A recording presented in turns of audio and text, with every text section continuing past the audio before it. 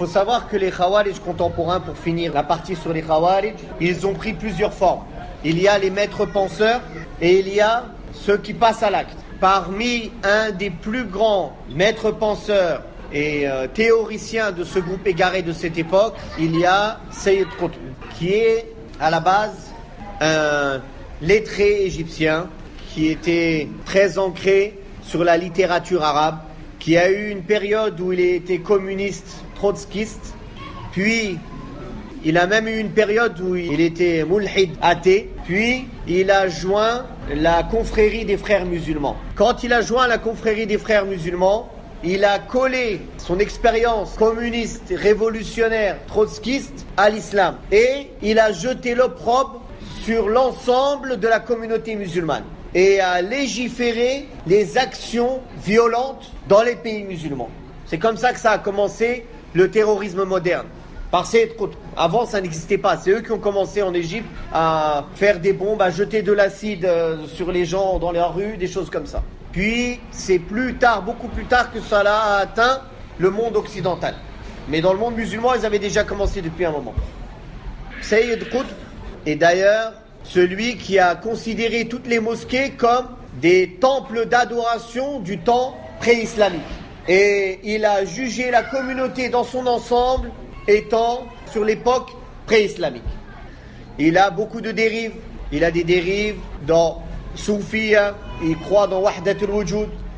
Il a des dérives dans sa critique de certains prophètes, comme Moussa alayhi salam, son manque de respect envers les prophètes.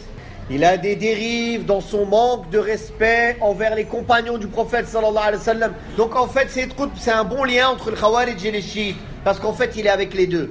D'ailleurs, il y a des timbres et des pièces et des rues à l'effigie de Sayyid Qutb en Iran, parce qu'il a insulté certains compagnons du prophète sallallahu alayhi wa sallam.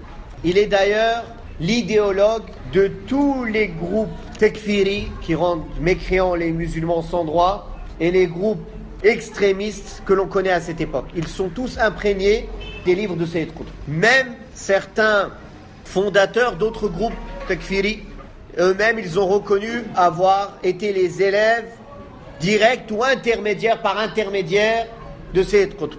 Comme par exemple Al-Maqdisi, qui est un maître penseur de ce mouvement tekfiri, des Khawarij de cette époque, puis Al-Jawlani, etc., comme ceux qu'on voit aujourd'hui. Donc, cette secte des frères musulmans, aussi, elle lie avec plusieurs de ces égarements. D'un côté, le fondateur et beaucoup de membres d'entre eux ont une partie de soufisme et ils agréent les dérives de certaines sectes dans l'adoration des tombes. D'un autre côté, ils sont là à passer leur vie à critiquer les dirigeants musulmans et à appeler le peuple à se soulever contre eux. Et quand eux, ils sont au pouvoir et qu'ils font les mêmes choses qu'ils critiquaient, eux, ils ont droit. Quand il s'agit des gouverneurs autres qu'eux, ils les rendent mécréants. Mais eux, non, ils ont le droit de le faire. C'est pour cela que beaucoup de savants considèrent que le groupe des Ikhwan al-Muslimin est en réalité affilié sur certaines croyances au groupe des Khawarij. Du fait qu'ils sortent et qu'ils se révoltent contre les gouverneurs musulmans, qu'ils appellent aux révolutions et aux révoltes et à faire couler le sang d'innocents, et dans leurs procédés aussi, et du fait qu'ils rendent mécréants aussi pour justifier leurs actes. Pour justifier leurs actes, ils rendent mécréants les gouverneurs musulmans qui les dirigent. Et d'autres dérives qui sont connues pour tous ceux qui ont étudié cette confrérie et ce groupe.